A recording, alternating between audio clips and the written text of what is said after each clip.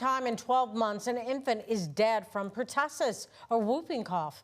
The Kentucky Department for Public Health made that announcement today. These 3 deaths are Kentucky's first ones from the respiratory virus since 2018. The department says there's been an increase in cases due to lower vaccination rates. According to the 2024-25 Kentucky School Immunization Survey, only 86% of kindergartners and 85% of 7th graders are up to date on their whooping cough vaccines.